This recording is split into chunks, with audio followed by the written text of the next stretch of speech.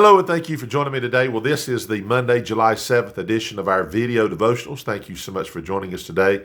Hope your Monday's going well. It is the beginning of the work week once again. Of course, July 4th being on Friday, all kind of variations of people being on vacation, taking days off, all of that. So I know a lot going on in regards to that. It's one of the reasons why I was not able to get any videos up from Tuesday through today is because of spending time with Christy's family down on the coast. Matter of fact, that lighthouse over this shoulder right here, Cape Lookout, we used to live down there for 10 years. Christy's mom and dad both are from there, that go way back in many, many generations. And so I was able to spend some time with her siblings, her mom and dad, and see some friends and folks down there. So thank you for just bearing with me, not having those videos. It's like probably the longest time in these, this being the 6th year we've done these, probably the longest time I've ever gone without doing any videos. But anyway, there we are. All right, let's jump into it. We're going to be in Psalm 101 today. First 3 verses. Find that, if you will, if it's your custom to follow along in the Bible. 2 things. Of course, number 1 is thank you for watching the videos. Appreciate everybody that goes all the way back to April 1, 2020, all the way to present day. We have picked up a few followers, I think, the last few months. Thank you for that.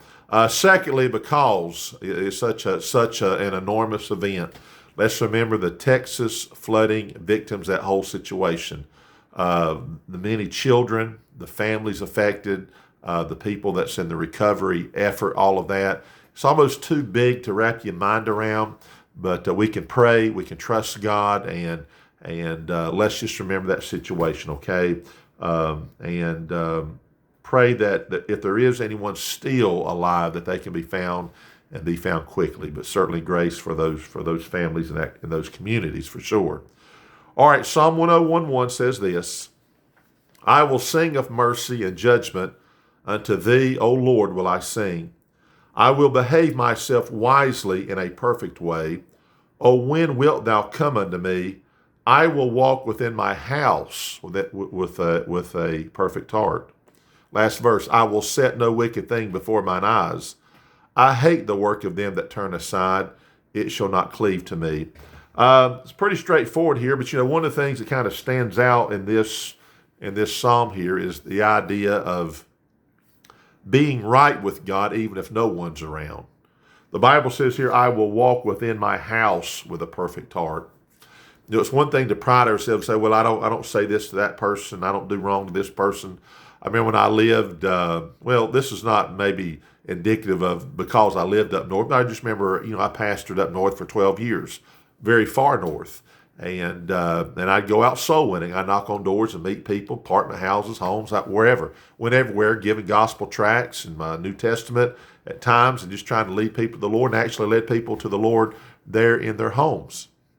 Kind of had a successful ministry up there. Chris and I sometimes often think about that. Just way up there in the middle of nowhere. We had no relatives. Just the culture, me being a Southerner, and the whole culture thing. But I met sometimes a person that would say, I'd say, well, let me ask you this, and I'd talk about their salvation, and they would say, well, I don't do anything wrong. I live by myself. And I guess they were thinking because they have no interactions with people, which I guess it'd be hard to believe they don't have any, but let's just say they live by themselves, okay, and had no interaction. And because of that, they assumed and said, I don't sin because I haven't hurt anybody, haven't done anything wrong. Well, obviously we know that's just one aspect of how we can wrong God is by wronging other people. But we can wrong God by a heart that thinks all kinds of things.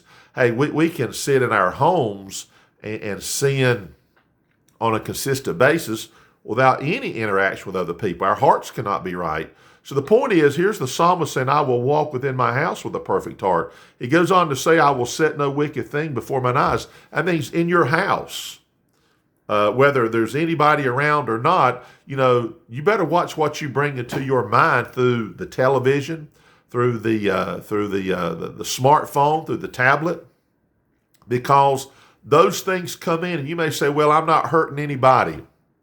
I live alone, and I'm not hurting anybody, period. Whatever I do is my own business. Well, you know what? It's the business of God. It's our business to be right with our God, for sure. So I think we need to really think about that, because the Psalms are saying, I'm going to walk within my house with a perfect, I'm going to be right with God whether it's outside my home or inside the home. But inside the home, I'm going to be right with God. I think that's important. Be right inside your mind. You may say, well, I don't tell anybody off, but in my mind I do. That's not right. You shouldn't do that. In your heart, you shouldn't think those things.